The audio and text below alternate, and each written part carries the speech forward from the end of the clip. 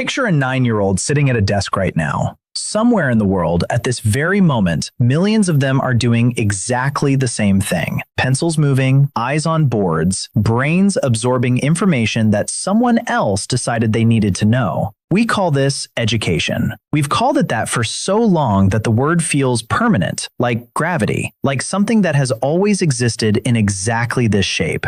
But here is the thing that changes everything once you truly absorb it. The desk is new. The building is new. The very idea that learning happens in a dedicated room, at a dedicated age, delivered by a dedicated stranger, that idea is so recent in the span of human existence that if you compressed all of human history into a single year, compulsory schooling would appear in the final 40 minutes of December 31st. So what were we doing before that? What did a human mind look like before anyone had invented the concept of a lesson? The answer begins not in a building, not in a city, not even in a moment that anyone recorded. It begins in the hands. Specifically, in the hands of a creature who lived on the African savanna approximately 1.7 million years ago, crouching beside a riverbank, striking one stone against another with a precision that took years to acquire. The tool being made is called an Acheulean hand axe, teardrop-shaped, symmetrical on both sides, sharp enough to cut through bone and sinew. What makes this object extraordinary is not the axe itself. It is where else the same axe appears. Identical tools, made to the same proportions, carrying the same design logic, have been found across Africa, across Europe, and deep into Asia. The same tool, made the same way, across 3 continents and over 1 million years of continuous time. No species stumbles upon the same solution independently, that consistently, across that much distance. The only explanation that holds is transmission. Someone taught someone else, and that someone taught another. For 1 million years, a single piece of knowledge moved from hand to hand across the entire inhabited world, surviving not in writing, not in stone monuments, but in the memory of fingers. Archaeologists call this behavioral modernity, the moment when humans began not just surviving, but actively curating and transferring what they knew. But the deeper question is what that transfer looked like. There were no words for "hold the stone this way." There were no diagrams. What existed was proximity, imitation, and correction. A child would have watched for months, perhaps years, the angle of the wrist, the rhythm of the strike, the way a master's eyes tracked the edge of the stone as it formed. Then the child would have tried, and failed, and been shown again. Not through explanation, but through demonstration. A hand placed over a hand, a strike slowed down so the mechanics became visible. This was not primitive learning. This was learning in its most direct, most honest, most human form. The knowledge lived in the body before it lived anywhere else. We know from modern anthropology that this kind of embodied transmission is extraordinarily efficient for physical skills. Studies of traditional craft communities, blacksmiths, potters, weavers, consistently show that watching an expert perform a task activates the same neural pathways in the observer as performing it themselves. The brain rehearses before the hands attempt. This is why a child watching a parent gut a fish or weave a basket is doing something cognitively sophisticated even when they appear passive. The observation is the first half of the lesson. Our ancestors did not know the neuroscience, but they understood the result. And so for hundreds of thousands of years, the transfer of knowledge between generations looked less like a class and more like a shadow. A younger mind following an older one, absorbing everything, waiting for the moment they would be trusted to do it themselves. Then, something changed in the archaeological record, and it changed in a way that reveals an entirely new dimension of early human learning. Around 300,000 years ago, when anatomically modern Homo sapiens appeared in Africa, the groups they formed were small, typically between 15 and 50 individuals. In a group that size, every person was known intimately, every skill set was visible, every elder was a living archive. But there was something else happening in those groups that no stone tool can tell us about, something that required darkness and fire to fully come alive. Paleoanthropologist Polly Wiesner of the University of Utah spent decades studying the Zhuhoansi people of the Kalahari, one of the oldest continuously living cultures on Earth, with genetic lineages stretching back 100,000 years or more. What she found when she analyzed hours of recorded conversation was striking. During daylight hours, talk was practical: food, tools, disputes, logistics. But when night fell and the fire was lit, the content of human conversation transformed entirely. Roughly 80% of nighttime talk was narrative, stories about people who had lived before, accounts of hunts that had gone wrong and why, moral dilemmas wrapped inside tales of ancestors making impossible choices, descriptions of distant lands where water could be found in the dry season. This was not entertainment in the way we use the word today. This was information architecture. The human brain retains narrative at a rate dramatically higher than it retains lists or facts. A sequence of events, character, tension, consequence, is stored differently in memory than isolated data. Early humans appear to have understood this instinctively. By embedding survival knowledge inside stories, which plant caused the old woman to die, which valley flooded after 3 days of certain clouds, which star marked the direction of the summer grazing grounds, communities created a living database that could be recalled under stress, in darkness, in the middle of a crisis. The story was the storage medium, the fire was the classroom, and the elder's voice moving through the dark was doing something that no carved stone could do alone. It was making the knowledge feel personal, urgent, and worth remembering. Here is where evolutionary biology enters the story in a way that reframes everything. A chimpanzee, our closest living relative, is nutritionally and physically independent within a few years of weaning. A human child takes nearly 2 decades to reach comparable self-sufficiency. For most of evolutionary history, this looked like a liability. A slower maturing offspring requires more resources, more protection, more sustained parental investment over a longer period. But evolutionary biologists now argue that what looks like a vulnerability is actually the most powerful cognitive adaptation in the history of life on Earth. The extended human childhood is not a flaw in the design. It is the design. Those 18 years exist as a dedicated neurological window, a period during which the human brain remains extraordinarily plastic, absorbing language, social structure, environmental knowledge, and technical skill at rates that the adult brain cannot match. Every other species evolved to become independent quickly. Humans evolved to spend 2 decades becoming deeply, extraordinarily knowledgeable before that window closes. The length of human childhood is the biological argument for why education matters. It was built into our DNA long before anyone used the word. And what that extended childhood produced across deep time is visible in the archaeological record in ways that are genuinely breathtaking.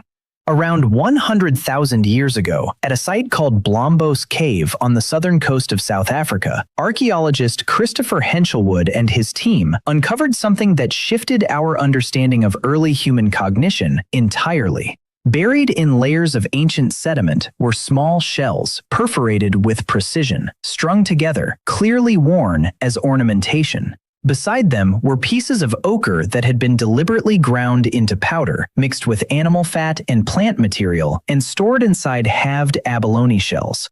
What Henshelwood had found was not just jewelry and pigment. He had found a manufacturing process, a multi-step technical procedure that required planning, material knowledge, and the kind of procedural memory that can only be accumulated through teaching and practice. Someone at Blombos Cave knew how to make these things. And because objects like these appear at multiple sites across the same period, separated by hundreds of kilometers, the knowledge of how to make them had clearly traveled. Knowledge does not travel by itself. People carry it, and people teach it. Then, 36,000 years ago, deep in a cave in what is now southern France, someone carried a torch into the darkness and began to paint. The cave, discovered by Jean-Marie Chauvet and his colleagues in 1994, and now known as Chauvet Cave, contains images of horses, woolly rhinoceroses, cave lions, and aurochs executed with a technical skill that shocked the modern researchers who first studied them. These were not outlines. They were drawings that used perspective, multiple legs suggesting motion, overlapping figures suggesting depth, bodies rendered with anatomical accuracy that implied long and careful observation of living animals.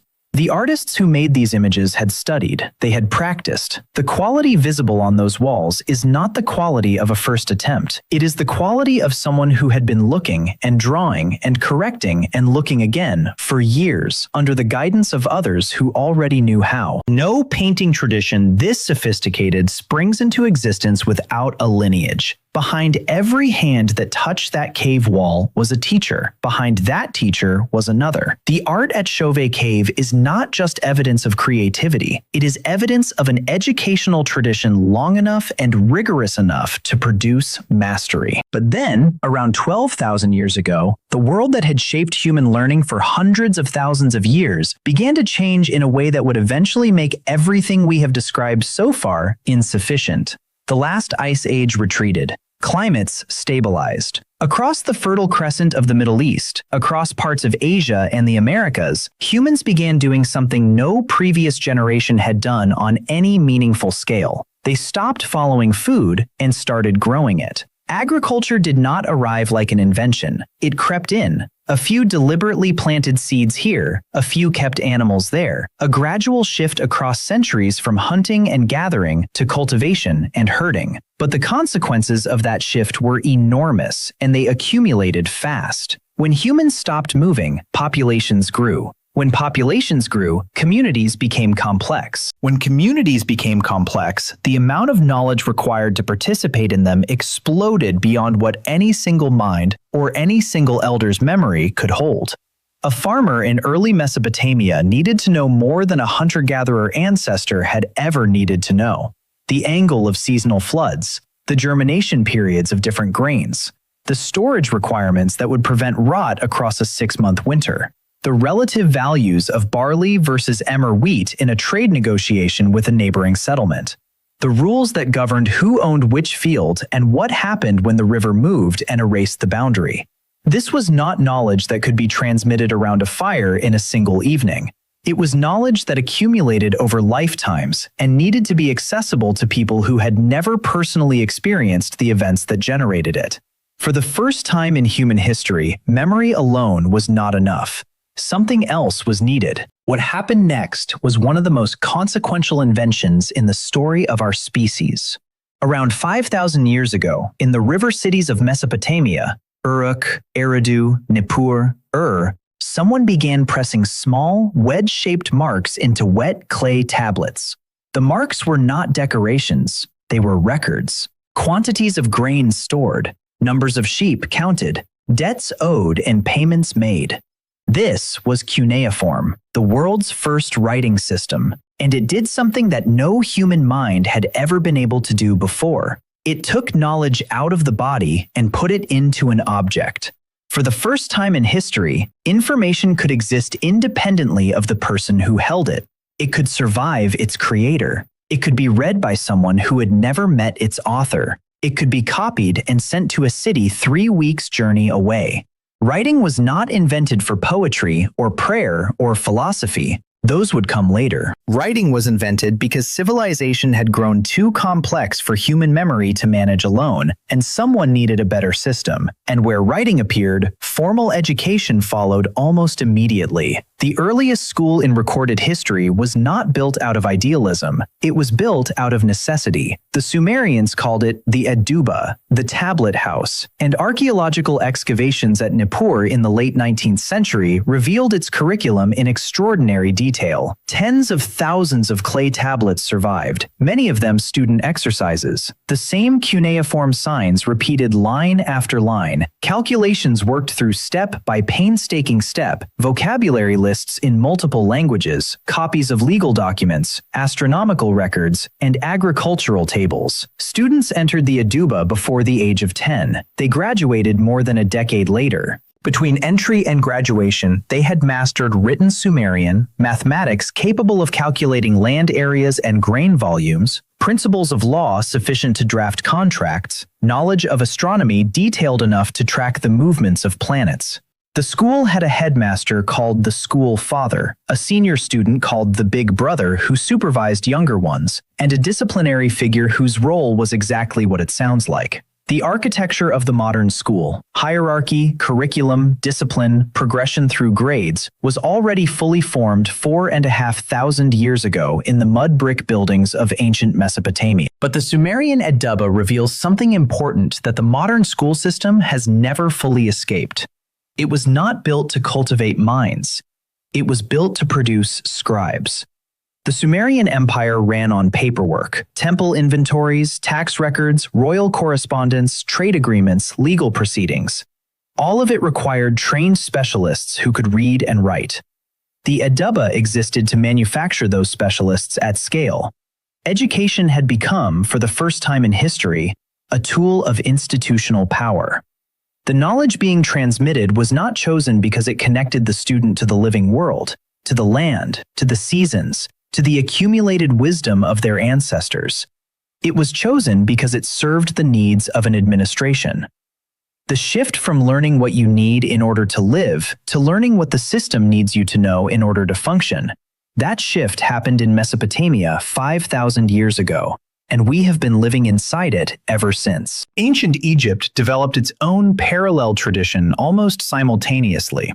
The Per Ankh, the House of Life, was an institution attached to major temples where scribes, physicians, astronomers, and priests were trained.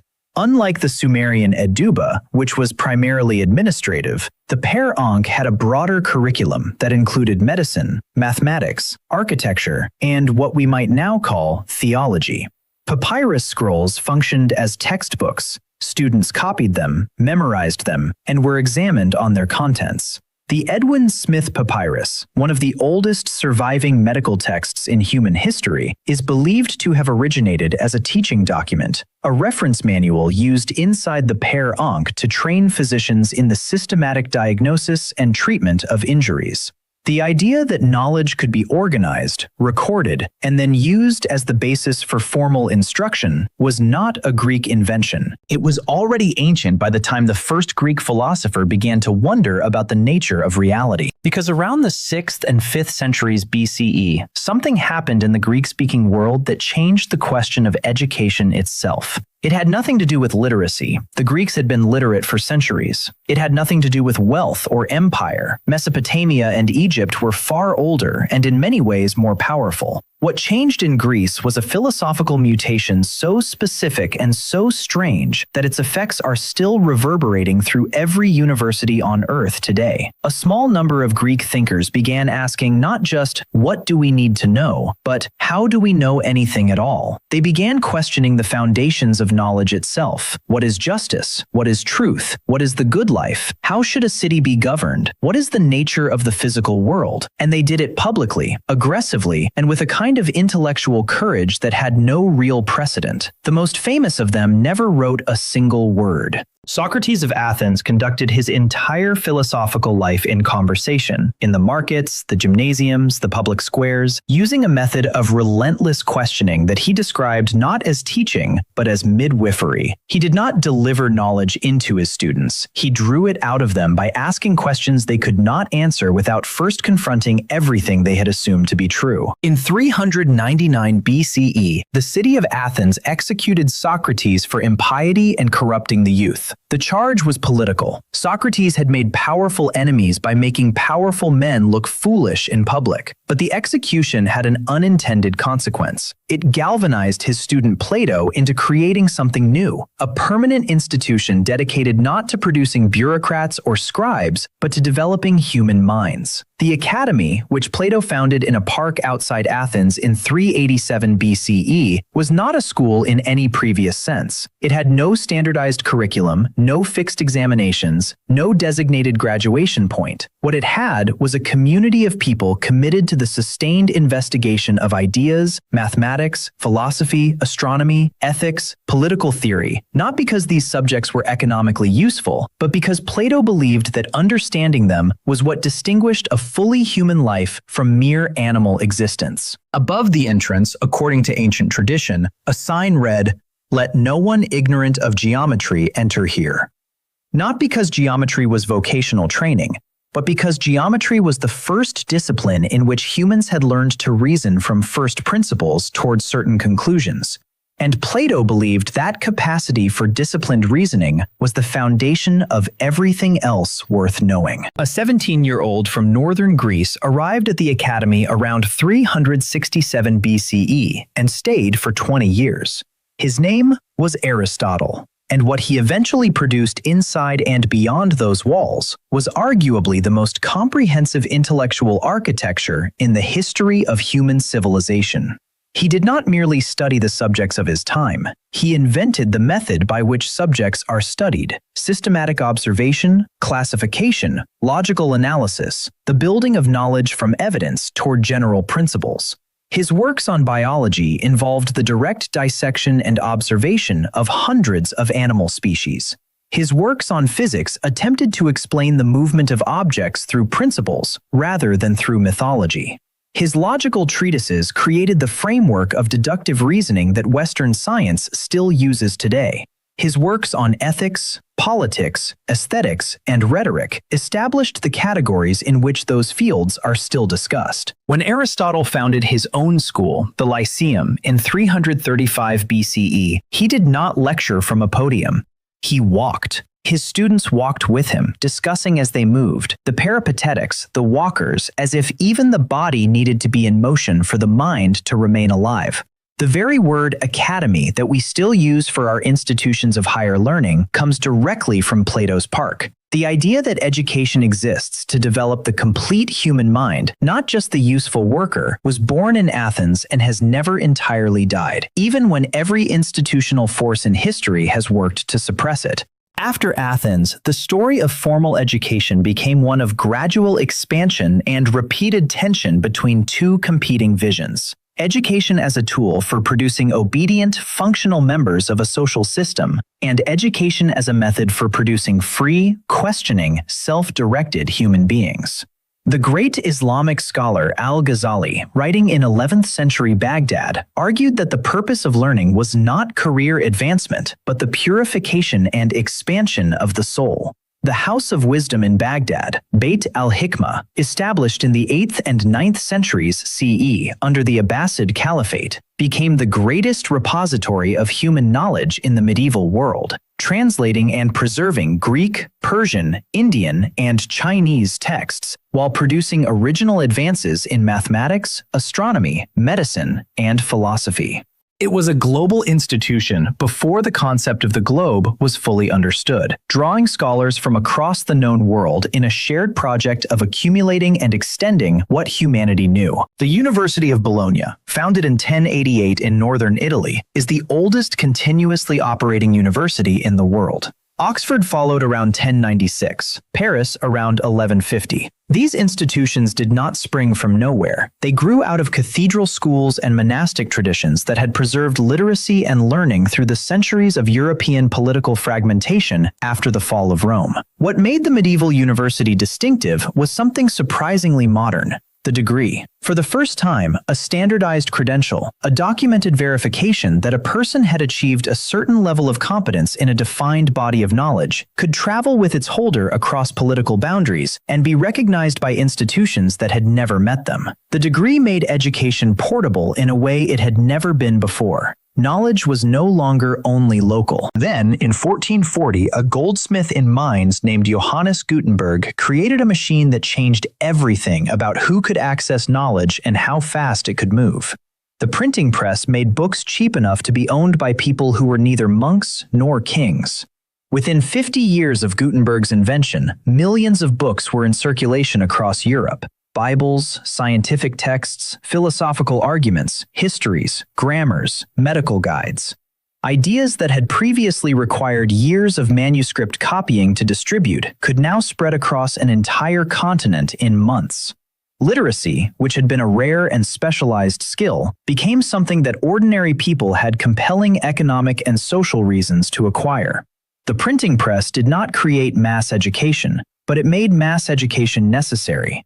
A world full of books is a world that needs readers, and a world that needs readers eventually becomes a world that builds schools to create them. Prussia provided the decisive institutional answer in 1763. Frederick the Great's general school regulation mandated that all Prussian children between the ages of 5 and 13 attend school. This was not driven by philosophical idealism. Prussia needed a literate, disciplined population capable of functioning in a modern military state and a complex agricultural and early industrial economy. The Prussian model, standardized curriculum, mandatory attendance, age-segregated classrooms, trained and certified teachers, defined progression from grade to grade, became the template that most of the industrializing world eventually adopted. England formalized compulsory education in 1870. The United States implemented it state by state across the late 19th and early 20th centuries. By the middle of the 20th century, the building with the bell was the dominant educational institution on Earth, a model designed in Prussia, spread by industrialization, and now attended by the majority of the world's children. And yet, stand at sufficient historical distance and something becomes visible that is easy to miss when you are inside it.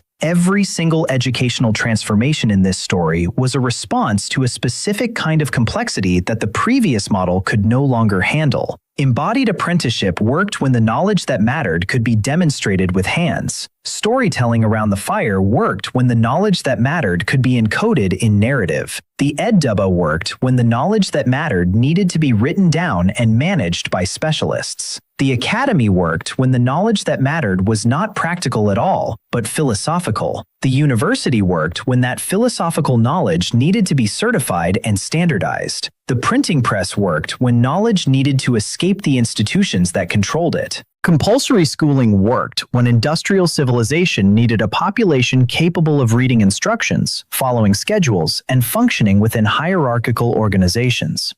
Every system solved the problem in front of it. Every system also created problems that the next system would have to solve. What none of these systems fully solved, what perhaps cannot be fully solved by any institution, is the problem that the very first educators faced on the African savanna 1.5 million years ago.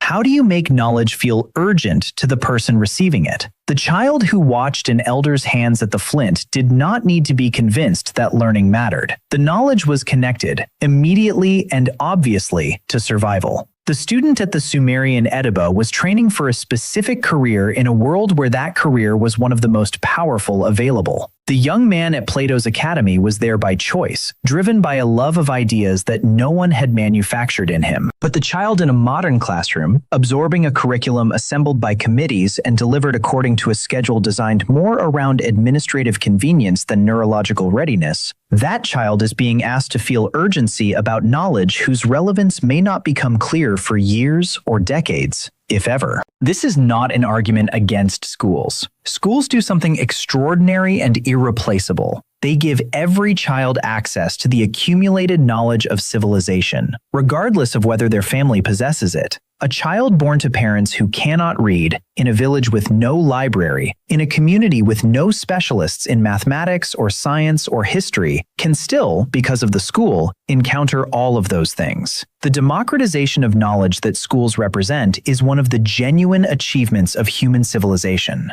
But the school solved one problem so completely that it can sometimes obscure the fact that another problem was never solved at all. We made learning universal. We did not always make it alive. There is a detail from Polly Wiesner's research on the Jahannsi that has stayed with scholars who study it. The stories told around the fire at night were not random. They were chosen by the elder based on what the group needed to know, shaped by the mood of the gathering, responsive to questions from the younger listeners, and always emotionally engaging. The knowledge was never delivered as information. It was delivered as experience. The listener did not receive a fact. They received a feeling about a fact, a sense of what it had been like to live through the event being described, to make the choice being examined, to suffer the consequence being recounted. And because they received a feeling, they remembered. This is what the fire actually was. Not just a source of light in the darkness, not just a gathering point for a cold night, but a technology for making knowledge emotionally resonant, for encoding information in the part of the human brain that never forgets the things that made it feel something.